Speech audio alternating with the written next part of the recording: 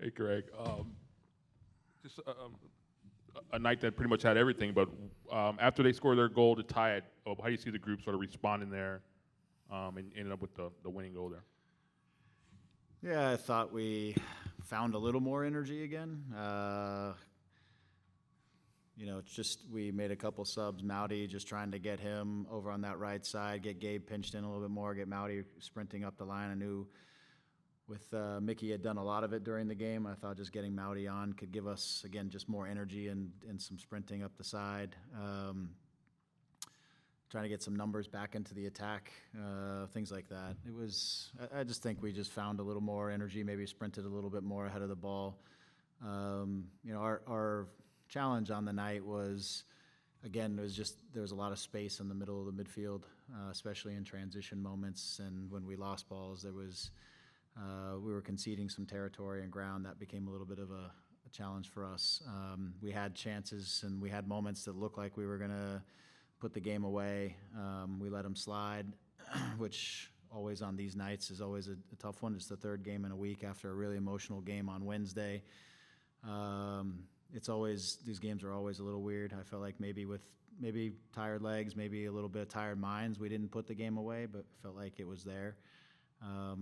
We had to suffer a little bit. We had to deal with some balls in our box and some tough moments as well. But I think sometimes in these third games, you put away some of the stuff that you normally are really, really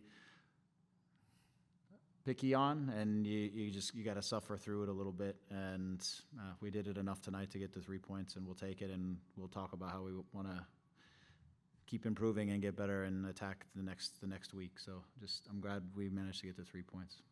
Coming in off only 2 days after the LAFC game, what kind of concerns did you have of the group? We saw Fagundes in the lineup and Nelson replacing Alde, but were there any concerns that you might have had coming into this game? I mean, always, because always when you play a game like the one at the Rose Bowl, it's a big occasion, it's emotional, which takes an extra toll. We were having to push till the very end in that game to try to get something, so you empty the tank in that game. You come back, we switched a few pieces, one with Martin, then John, and Diego coming in midfield a little bit. And we started off that way with some level of continuity coming from the game on Thursday, knowing that we could probably bring in a couple guys. We don't have a ton of guys that are on the attacking side of things on the bench necessarily. So I also knew that was going to be, we're going to have to figure out the long play on that tonight in terms of how we would adapt if we wanted to, or anything in the attack. We had Miguel who came on for Dayon. So we were trying to manage through it, knowing that the options are not aplenty at the moment. We've got to get a few guys healthy, get Johnny back, get some guys back, and fill out the group. But again, credit to the guys that are out there. I think they pushed themselves. I think they suffered through the game, and I think we left some things on the table that maybe would have made that game a little more controlled, and maybe see it out a little bit earlier. They had a tough week too, in fairness to them. I mean, they had to go Portland, back to Minnesota to play, and then come back to the West Coast. So part of it for us was if we could really push them, especially early, and make them really have to work, that we felt like down the stretch we could build a little bit of momentum against them. But I don't think we took advantage of our moments, and I don't know. At the end we finally got our goal. But hey, Greg, what was Dayon's situation? Yeah, the last action of the first half, when we had a really good chance, I think, or Ricky maybe played one wide and we had tried to square it across. I don't remember. It was one of the last good transition attacks in the half. He laid it off, and I think he turned to sprint, and he felt something grab a little bit in his hamstring. I don't know if there's anything to it, but I don't think he really broke on a sprint, but I think he laid it off and felt it a little bit awkward. So I don't really know. We'll see as we get an assessment, but it's a leg injury, and I'm a little concerned. I saw what probably everyone saw. It is him starting to rub back there a little bit, and when I asked him, I just said, "You're done, because we don't need to take any risk with this. We'll bring Miggy in." So I don't know anything beyond that. And what is the prognosis on Audi and what you get from John Nelson in that spot and what you saw from him today. Yeah. Julian is he's, in fairness to him, he's been grinding a little bit. He's just had some abdominal growing sort of, I don't know what you want to call it. It's like pubalgia. It's kind of inflammation in that area that, if it doesn't get checked, then it can turn into a sports hernia type of thing. It's, we saw it a little bit with Jalen last year, and we're just trying to be mindful of shutting him down. We've gotten to a point where we can utilize these couple of weeks, but also possibly even the break for Leagues Cup, just to try to get him healthy on the other side of Leagues Cup. So it's just a calculation of we need to shut him down and give him a chance to try to heal. So with John stepping in, you get experience. You got a guy back there who he's probably, I would say, a touch more conservative than Julian in his approach. Julian is a little more up and down, and Nelly's a little more conservative, probably a little bit more, defensive, controlling, and then he did find his moments though to get himself moving into the attack. But he's a good defensive reader of things. He made a great play, I think, in the box, and then he makes a hell of a tackle with a yellow card late in the game. It made me a little nervous, but he made a great tackle. He's just a good, solid, experienced right back who just he understands the defending things, and he has a calculation of sort of risk reward that is, that can help us too. Greg, I know you talked about Cuevas a little bit, but the play at the end. He meant the touch. He meant it. He meant to do that. I mean, it looked fantastic, but you've put him in situations where you've said, he's not a midfielder, but he's playing in those situations and he continues to play them well. What did you see from him here at the end of the game, and what kind of player can he be? Yeah, I think he has a really bright future. I think, one of the things that, let's talk about what he can do. I mean, we've seen him come in as a winger and create some really good moments, really mindful, tactically aware when we ask him to do certain things defensively. He's very aware of his positional sense is good. I see him as a fullback ultimately, and one of the things I like is he's an up and down. He's got an engine. He can get up and down the line. He gets himself, like he did tonight, into attacking positions. We brought him on because, again, I think just with Mickey had done 80 minutes of up and down at times. And up 1-0, he was getting a little bit more conservative. We talked about choose your moments when we're up 1-0, and then I felt like that went to becoming really conservative, and then I felt like we needed to get that going again. So we pulled out John, who had a yellow card, bring Mickey over, and brought Mauricio and said, look, you get Gabe inside a little bit more and get him running in front of the goal, and you just get going, and let's see if Ricky can switch it or someone can switch it, similar to the first goal, And he's a wonderful crosser of the ball. He hits with his right foot. He just hits a very hot but kind of friendly ball across the back line that's really difficult to defend. His timing is really good on his running. Again, he has an engine.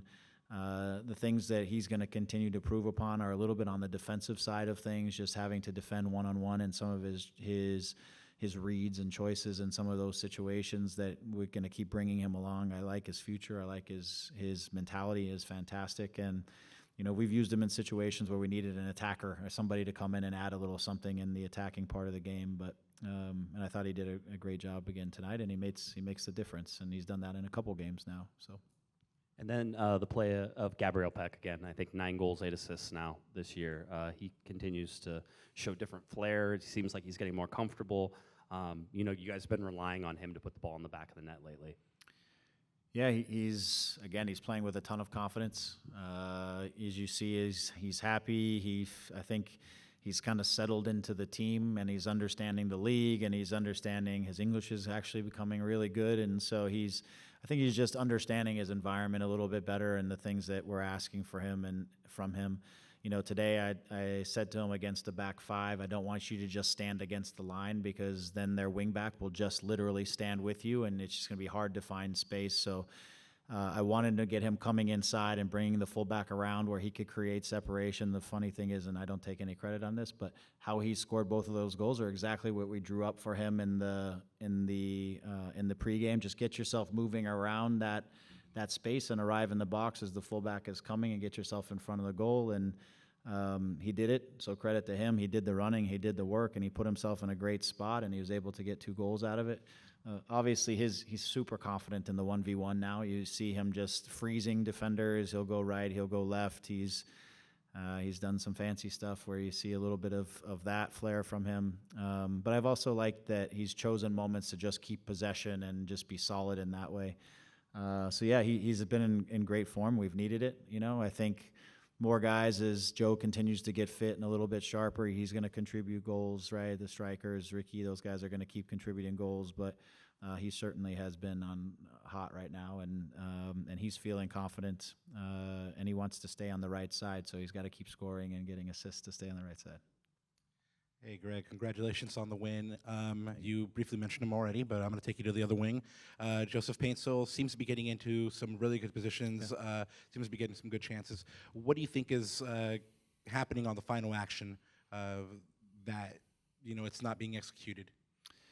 Yeah, I think his running and the danger and all the things are there for him right now, which has been steps in him getting back after being off for a while. Just one of the toughest things to get back is that sprint repeatability, and I think we saw more of that tonight where he was breaking and he was in some good spots.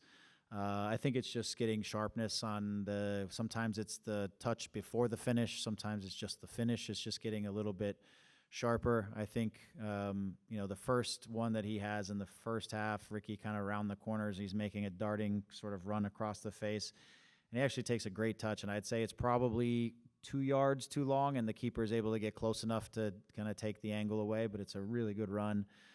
He has a couple others in the half or the second half where I think he's behind and he's got a chance, and then he tries to cut it back to his left. And what I'd like to see him do, and this is our discussion, is just I feel like he's decelerating just a tiny bit to maybe try to make the finish a little bit more perfect, or to try to, and I'd like to see him keep his speed and just go running through the play at top speed and just trust the spot that you're trying to pick and hit it. And I think when he's decelerating, he's trying to be perfect with it, and sometimes you just need to do things at top speed and you'll have a better chance. But this I think just comes back again. He's got the sprint repeatability back. Now he just needs to get the sharpness of doing things at top speed, which is the next thing that just needs to come back. So he's there. He's in good spots, which we like, and I think the rest of it will start to fall in place for him.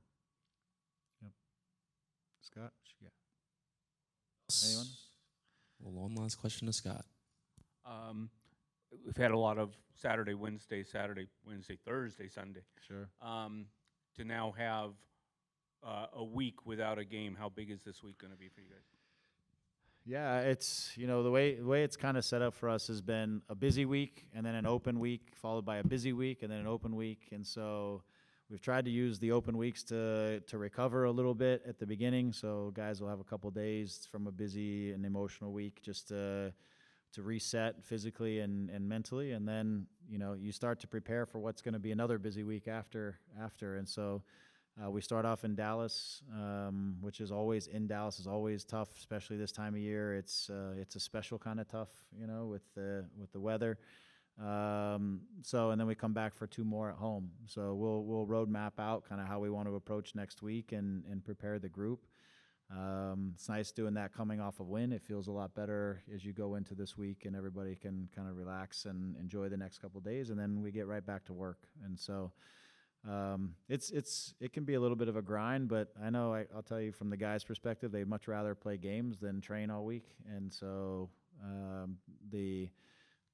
this formula or whatever, this series of 3 and then off a week it's manageable, and the key is we got to keep as many guys healthy so that each one of these doesn't get more challenging on each guy because we get a little bit thinner roster wise. So we'll look at the next week and decide what the best way is in terms of how we want to lay it out for the players, so that we finish this stretch before Leagues Cup strong. That's the goal. Okay. All right. Thanks. Greg.